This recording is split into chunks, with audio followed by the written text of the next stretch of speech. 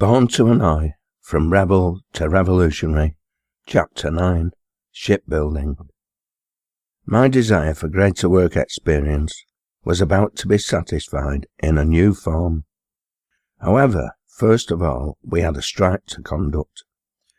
We duly organised a picket at Madden's main gate every day of the working week, and put our case to the shop floor workers. Unfortunately, we soon discovered they were nowhere near as organised as we were, with only a small proportion of them being members of the AU or any other engineering union. We did receive financial donations from trade unionists in the vicinity, most notably Churchill's. Their convener of shop stewards and an AU member happened to be a Jew and a lifelong Communist Party member. He was also a rather famous walker, and although I had never met him until then, my granddad had, as had Maggie's dad and my old boss, Phil Carr. It was none other than the legendary Benny Rothman, the leader of the mass trespass of Kinder Scout. It's a small world, they say, but then the Manchester and Salford area has spawned a whole host of famous people, and one or two infamous ones, such as me. With regard to the donations we received, these were paid direct into the Union Strike Fund. Our strike had been quickly made official, although the normal procedure, wherever possible, was to receive the approval of the Union before striking. In cases of victimisation, the rules were geared to the exceptional circumstances, the basic policy of any union worth its salt being to protect those members who stuck out their necks for and with the agreement of their fellow members. The simple fact of life being that if a union couldn't protect its victimised members, every member would soon become a victim. Whilst most union strike pay is rather small, Data, because of the nature of its members' employment and the long duration of their strikes, paid 2/3 of the members' gross salary. This, after taking tax and national insurance into account, was not far short of full pay. At the same time, the union's financial assets were finite, and therefore great care was taken before making any strike official. Nonetheless, although the members hadn't known this when they had first taken the decision to strike on my behalf, we did not suffer financially to any great extent. Our dispute with Madden's was to last almost 2 years before the company finally sued for peace, but we were only dependent on the Union Strike Fund for about 12 weeks, thanks to the Vickers shipyard at Barrow-in-Furness and the generosity of the Ministry of Defence. I had personal contacts with the British Armed Forces. By now, my brother David was serving as an engineering artificer at RAF Valley on the island of Anglesey in North Wales, and my youngest brother Christopher was training to be a chef in the Royal Navy. However, I did not have to pull any strings to obtain my next job, which was a good thing, because I am against nepotism. John Forrester pulled the rabbit out of the hat for us. He soon informed us that Vickers had opened up a drawing office in rented offices at Key House in Key Street, Manchester, near the Granada television studios. They had new contracts for nuclear-powered but conventionally armed submarines, the Churchill class of hunter-killer submarines. They also built the Polaris class of nuclear-powered and nuclear missile-armed submarines. I hope I am not giving any state secrets away here, because, quite amazingly, in view of the nature of the work I and my fellow strikers were to become involved in, I was never asked to sign the Official Secrets Act, and nor did I ever do so. Vickers were also members of the Shipbuilders and Repairers National Association, not the Engineering Employers Federation, which also proved to be a great good fortune for me, although I didn't know it at the time. You see, dear reader, although they deny it, the Engineering Employers Federation were, and no doubt still are, as vindictive as the managing director of Madden's. I was now on their blacklist, a list circulated to all members of the Federation, naming union members who they insisted should not be employed in the industry because of their previous trade union activity. My crime was evidently twofold. Firstly, I had been instrumental in ensuring that a federated firm honoured its national agreements by paying a young apprentice the agreed rate. Secondly, I was now classed as the leader of a strike against a federated firm.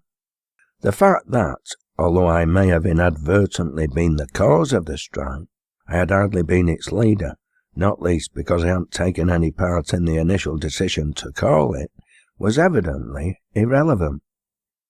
You have the right to ask how I could possibly know this was the case. The fact is, in a few years' time, I would be informed of my situation from two different sources. One was my old friend and boss, Phil Cowle, and the other was a regular member of the Engineering Employers Federation negotiating team. Moreover, he provided the information through a third party immediately before Phil had informed me. Yet neither had ever met or communicated with each other. The Engineering Employers Federation could of course take me to court and sue me for libel for such allegations, but I doubt if they will, because they know I am relating the truth of the matter. Having said that, I would love my day in court. None of this mattered at the time, not least because the situation was not known to me. My colleagues and I applied for jobs with Vickers Shipbuilding, and all were accepted. Maddens began to appear on the front page of the Data News, and members were advised to contact John Forrester before applying for or accepting any employment with them, so they could be advised of the nature of the dispute. You could of course argue this was also a blacklist. However, Madden's name would only appear as long as they were in dispute with the union. Once the problem was resolved to both parties' satisfaction, their name would be removed. I, along with all those who were blacklisted before me, and all those who came after me, would never work for a federated firm again, unless we managed to obtain work without them knowing, by changing our name, for example. A lifetime ban from carrying out the job you have been trained to do is a long, hard sentence for a crime that is no crime at all. In my case, however, being an awkward sod, and having a propensity to look on the bright side, it would ultimately turn out to be a blessing in disguise. For reasons I have already hinted at, I will not go into great detail about my actual work for Vickers. Mainly I was employed on detailing the pipework and fittings for the hydraulically operated hydroplanes by which the submarine was steered. I doubt if this information is not commonly known by overseas submarine manufacturers, and even if I was captured by an enemy spy ring, I won't be able to remember any relevant details. It was so long ago. I can confess, however, to having resigned from the Labour Party and joined the Communist Party of Great Britain during my employment with this defence contractor. When I say confess, I can assure the reader the Ministry of Defence, although not consulted, were aware of my action. I resigned from the Labour Party early in 1968 with a clear intention of joining the CPGB. I had simply been disgusted with what I determined were the Labour government's right-wing and pro-capitalist policies, and had come to the conclusion that the Communist Party was a vehicle capable of winning people to understand the need for socialism, and I wanted to be involved in spreading the message. However, international events stopped me in my tracks, and for a while, almost for 2 years in fact, I ended up in a political no-man's land. Almost immediately after I left the Labour Party, the Soviet Union, without having the courtesy of consulting me or any of my friends, invaded Czechoslovakia. The latter country's Communist Party, under its leader Dubček, had initiated the Prague Spring and the policy of socialism with a human face. This was a concept that the Soviet Communist Party evidently found particularly disturbing, whilst I and my mentor Ed Maggie found it profoundly inspiring. This latest action of the Soviets in putting down by military force a modest attempt to enable greater democratic participation of the people in determining their own destinies and to introduce a measure of economic reform I found not only disgusting but incredible, and so did most of the communists I knew at that time. They, like Maggie, had joined the party because they had a profound belief not only in the need to advance the cause of working people, but that the working people had to be the main and essential agents of their own liberation. It could not be achieved for them, let alone be imposed from above. Thus, the communists of my acquaintance were Democrats as well as Socialists, a fact they had proved to me on more than one occasion, not only by their words, but more importantly by their deeds. The big question, of course, was whether they were typical of their political breed or just errant genes. Their, and my belief, was that a socialist system which denied the democratic involvement of its citizens simply was not and never could be socialist. I knew it was possible to have capitalism without a democratic system.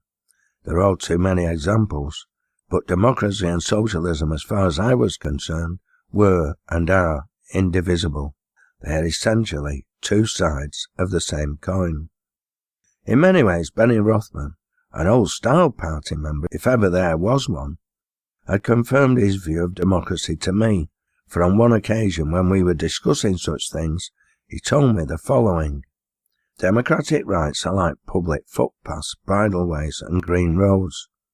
They were fought for and created by the common people over many decades, and in some cases centuries. If you don't make use of them, somebody will come along, fence them off and plough them up, or even build over them. And when you really need to use them, you will find they have disappeared."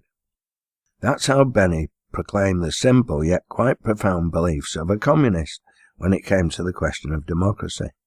A system which he envisaged should not only be representative in the sense of electing leaders, but participatory, where every citizen had a right and a duty to hold elected officials to account, to initiate new policies, and to push and renew the political boundaries according to the needs of society. Whatever label people might have wanted to attach to Benny, he clearly was not a Stalinist. He, like me, was fundamentally a Democrat, and it was his commitment to a democratic future that had led him to understand the need for socialism, and from there to membership of the Communist Party rather than the Labour Party. Others who were equally committed to democracy had come to different views, but that, as Benny would have been the first to admit, was their right. The essential qualification was that he saw the need to extend democracy wherever possible to every field of economic and social life.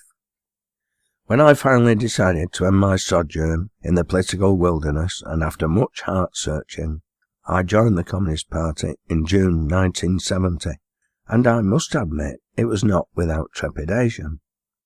Thankfully, I discovered a party full of Democrats. Its decision-making bodies were the centre of lively debate and argument.